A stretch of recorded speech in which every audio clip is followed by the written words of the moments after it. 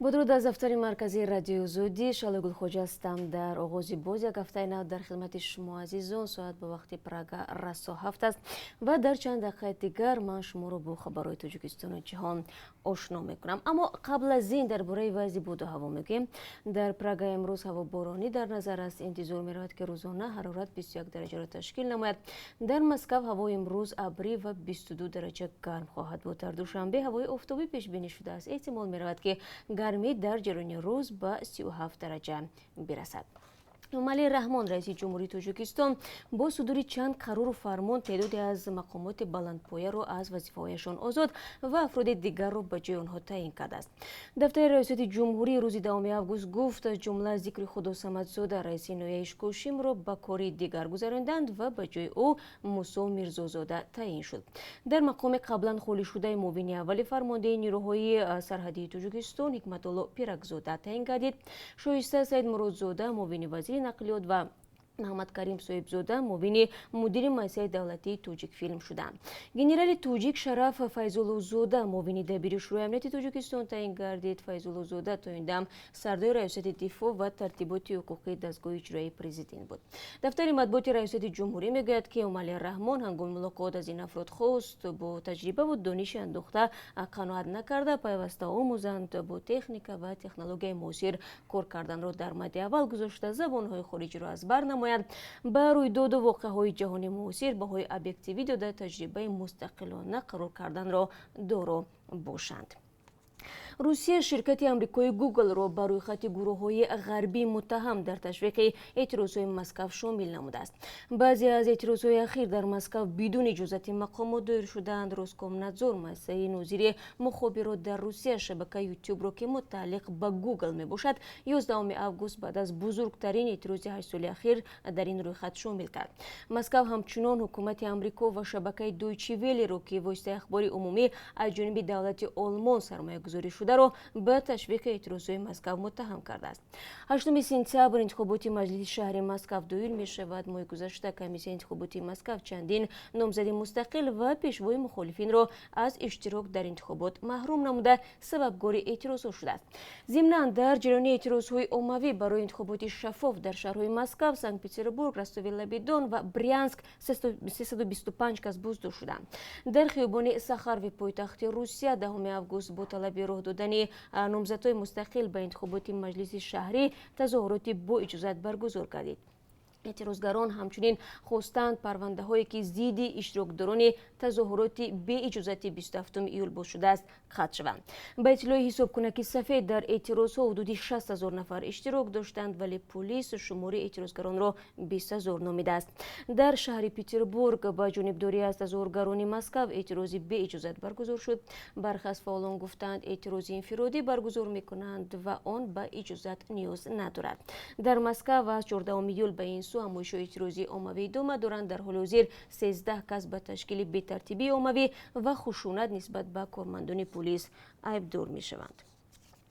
رئیس شرکت فراوان 2016 در نویای باباجان غفورов برای تصرف بیش از 600,000 سومونی پولی که برای خرید محصولات به نیروگاه راغون پیش بینی شده بود به 10 سال حبس محکوم شده است.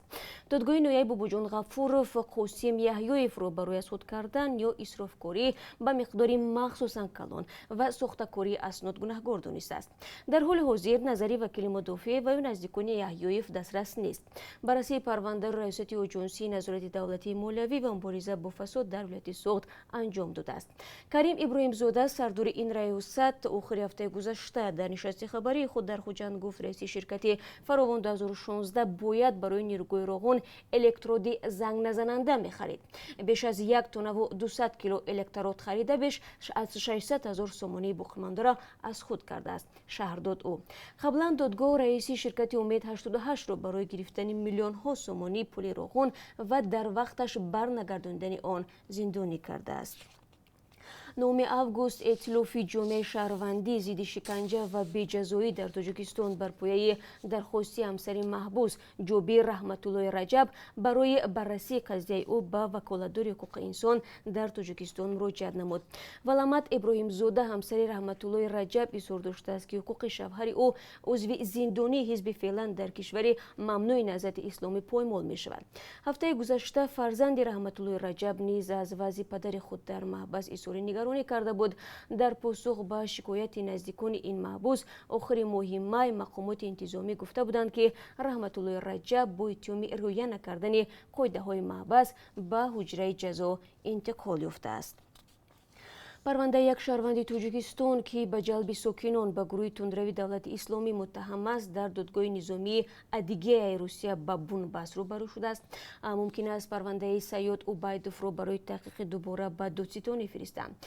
بعضی از شاهدان از بیانات داده خود دست کشیدند. آنها گفتند که زیر فشار و شکنجه ضد این شهروند تاجیکستان شاهدی داده بودند.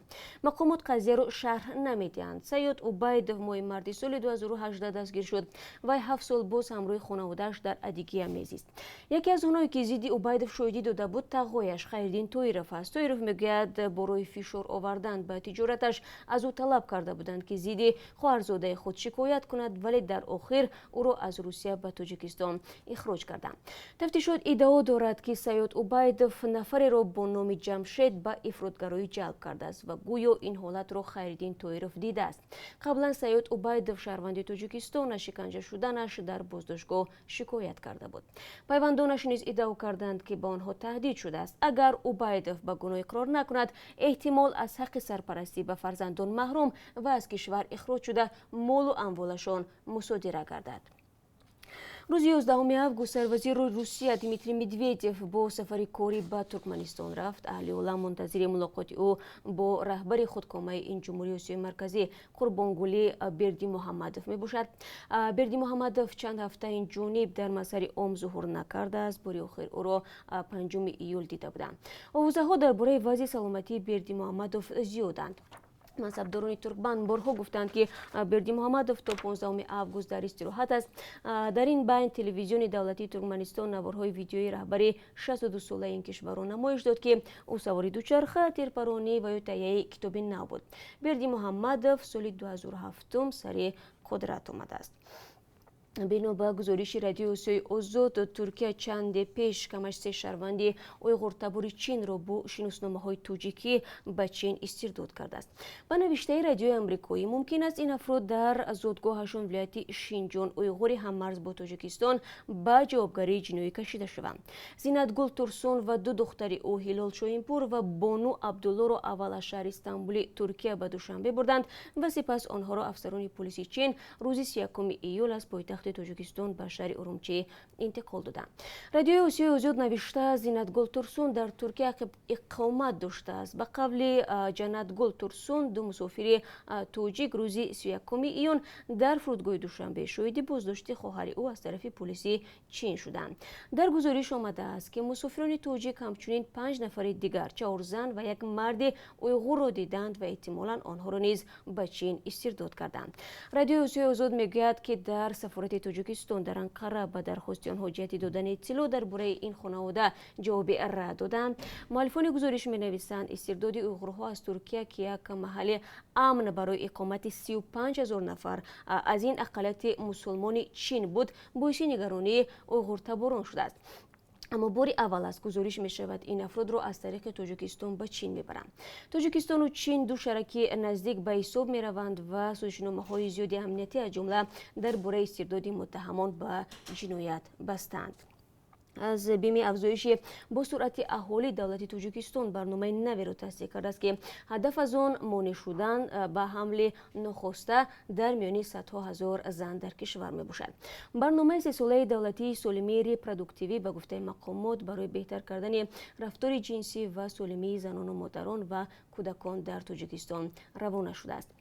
اما عین زمان در این برنامه گفته می شود در تاجیکستان شماره اهالی سال تا سال افزایش یافته، مسئله تنظیم اویله و سالمی ریپرودوکتیوی اهالی به میان آمده است.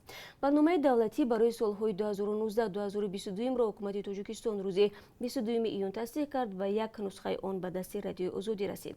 در این برنامه از جمله گفته می شود چاره‌هایی که مقامات تا کنون برای راه ندادن به تولدهای نخسته اندیشیدند، از جمله با تقسیم رایگان رفاه و ترغیبات برای استفاده وسیله‌های جلوگیری از حامله‌داری نخسته امکان داده است که سالانه در تاجیکستان از 100,000 تولد جلوگیری شود.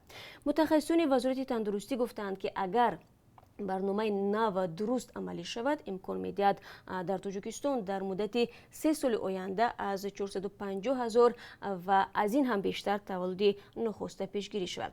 در برنامه همچنین آمده است که زنان قابل تولد که از 15 تا 49 سال هستند 26% اهالی تاجیکستان را تشکیل می‌دهند و وضعیت آنها برای جامعه فوق‌العاده مهم است. تاجیکستان یکی از کشورهای جوان در جهان به حساب می‌رود و سالانه اهالی آن تا 200,000 نفر افزایش می‌یابد. به حساب میانه هر یک زن در تاجیکستان 4 فرزند به دنیا می‌آورد، ولی در خانواده‌های مذهبی تاجیکستان فرزند را نابسته از شماره عطای خدا و اسقاط حمل و پیشگیری از آن را مخالف فرموده‌های شریعت اسلام می‌دانند. و بینندگان عزیز، یک خبری ورزشی نیز هست.